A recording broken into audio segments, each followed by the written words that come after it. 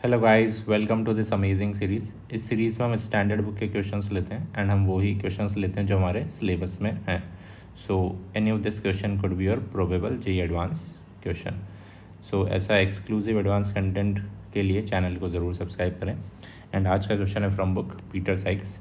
तो बहुत ही सिंपल कॉन्सेप्ट है, मोस्टली बच्चों को आता होगा, बट फिर भी पेपर में अगर तुम ये क्वेश्चन देखो और एकदम से तुम्हें क्लिक ना हो, इसलिए हम इसको पहले से ही प्रिपेयर कर रहे हैं कि पेपर में हम इसको आसानी से कर पाएँ। ठीक है, तो स्टैंडर्ड बुक के क्वेश्चन डायरेक्टली पेपर में आ जाते हैं, बात हमें पता है, जिसमें पीटर साइक्स तो तुम्हें पता ही है यार, है ना। पीटर साइक्स से तो डायरेक्टली क्वेश्चन आ जाता है। बहुत ही अच्छा क्वेश्चन है यार, बहुत ही इंपॉर्टेंट मार्क करूँगा इस क्वेश्चन को मैं, क्योंकि बहुत ही simple, everything about this question is in our syllabus, है ना। और तुम्हें क्वेश्चन पेपर में सही करना ही करना है। तो मैं पहले से क्यों डिस्कस कर रहा हूँ, क्योंकि तुम्हें थोड़ा पेपर में कॉन्फिडेंस रहेगा अगर ये क्वेश्चन आता है तो। ठीक है, तुम्हें लगेगा यार मेरा पढ़ा हुआ क्वेश्चन आ गया, तो फिर कॉन्फिडेंस का जो बूस्टअप मिलता है ना, वो बहुत ज़्यादा होता है। वो 2-4 सवाल ऐसे ही सही हो जाते हैं फिर एक्स्ट्रा, है ना। तो क्या क्वेश्चन है, तो अपन ये गिवन कंपाउंड दे रखे हैं 89, 90, 91, 92 एंड इनका रिएक्शन में करा रहा हूँ न्यूक्लियोफाइल के साथ, और रेट दे रखी है R1, R2, R3, R4। So question is, तुम्हें R1, R2 के बीच का जो रेट डिफरेंस है एंड R3, R4 ये रेट्स हैं, R3 और R4 के बीच का जो डिफरेंस है, उनमें से कौन बड़ा है ये बताना है। विच डिफरेंस इज मोर। तो क्वेश्चन फिर से सुन लें। इन कंपाउंड का मैं रिएक्शन करा रहा हूँ न्यूक्लियोफाइल के साथ, तो सबसे पहले तो चमकना चाहिए कौन सा रिएक्शन होगा। तो इससे नया रिएक्शन की बात हो रही है यहाँ पर, है ना। तुम देख सकते हो कि लिविंग ग्रुप के रेस्पेक्ट में पैरा पर या ऑर्थो पर, अभी तो पैरा पर ही है, बट ऑर्थो या पैरा पर इलेक्ट्रॉन विड्रॉइंग ग्रुप लगा रहे, तो इससे नया रिएक्शन की बात हम करते हैं। ठीक है, तो न्यूक्लियोफाइल है, लिविंग ग्रुप है, और उसके पैरा पोजीशन पर इलेक्ट्रॉन विड्रॉइंग -m ग्रुप है, तो इससे नया रिएक्शन की बात होती है। वैसे -i ग्रुप्स के साथ भी हो जाता है, अगर मैं 3-4 -i ग्रुप लगा दूँ तो भी इससे नया हो जाता है। ठीक है, तो अपन को रेट डिफरेंस कंपेयर करना है भाई, है ना। तो वीडियो पॉज करें एंड अपना आंसर निकालें कि भाई ये जो दो क्वांटिटी है इसमें से बड़ी क्वांटिटी कौन सी है, ये बताना है। चलें अब मैं डिस्कस करता हूँ। तो सबसे पहले तो R1 और R2 की बात कर लेते हैं कि R1 और R2 में से कौन ज़्यादा होगा। चलो पहले R3 और R4 को देखते हैं। ठीक है, ये ईजियर वन है। तो तुम्हें ये समझ में आना चाहिए कि R3 R4 से ज़्यादा होगा।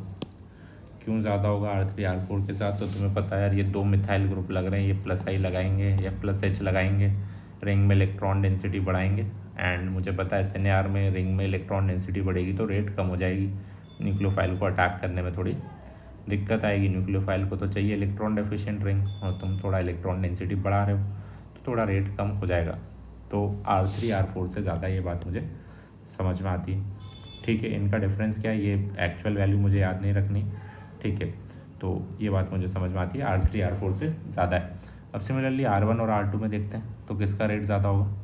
तो वापस से अगर तुम सेम फंडा लगाओगे यार, दो मिथाइल इनका +h और +i लगेगा एंड रेट कम हो जाएगा, R2 R1 से कम हो जाएगा, तो आंसर तो सही है कि R1 R2 से ज़्यादा है। ये बात बिल्कुल ठीक है, लेकिन R1 R2 से बहुत ज़्यादा है भाई। मतलब ये जो quantity R1 - R2 is much greater than R3 - R4।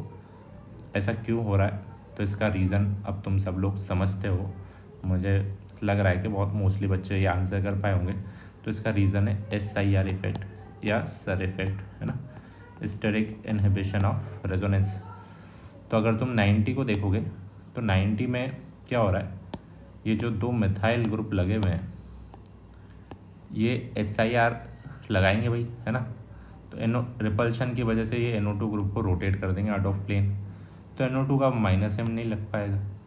-m नहीं लग पाएगा तो तुम्हें पता है भाई, फिर तो SNR में रेट जो है बहुत ही कम हो जाएगी। इधर तो बढ़िया -m लगेगा, 89 में, 90 में -m नहीं लग पाएगा। तो जो रेट डिफरेंस है R1 और R2 के बीच में वो बहुत ज़्यादा हो जाएगा। ठीक है, तो यही पीटर साइक ने एग्जैक्टली इसी लैंग्वेज में दिया हुआ था, तो इसलिए इसी तरह से हमने क्वेश्चन फ्रेम करा। इसको पढ़ सकते हो तुम। तो जैसे अपन ने ये कंपाउंड लिए थे 89 90, तो 89 का रेट है 40, ये R1 है अपना, और 90 का रेट है 1, रिलेटिव रेट दिया हुआ है, ये R2 है। ठीक है, सिमिलरली 91 का रेट अगर 4 है तो 92 का रेट 1 है।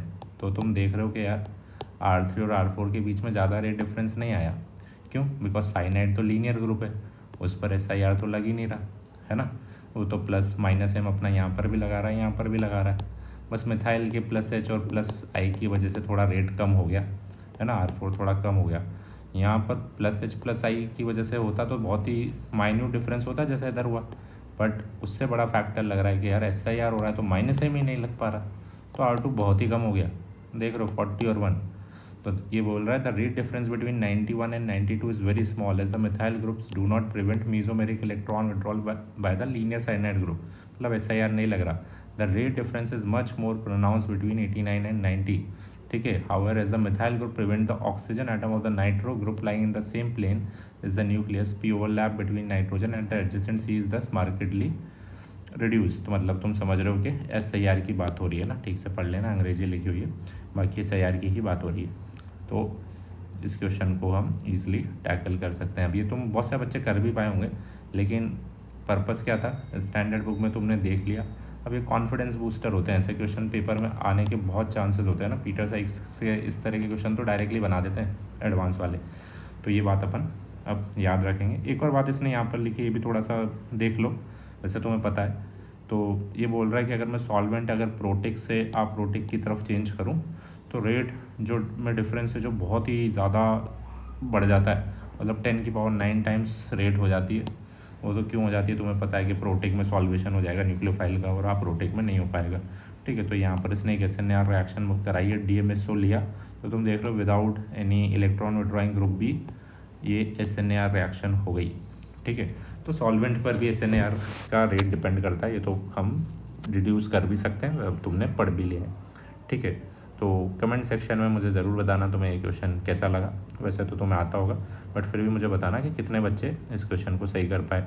एंड अपनी कॉपी में ज़रूर इसको नोट डाउन कर लो, और इसका अगर तुम्हें PDF चाहिए तो टेलीग्राम ग्रुप को सब्सक्राइब कर लो। ठीक है, चलो मिलते हैं नेक्स्ट वीडियो के साथ।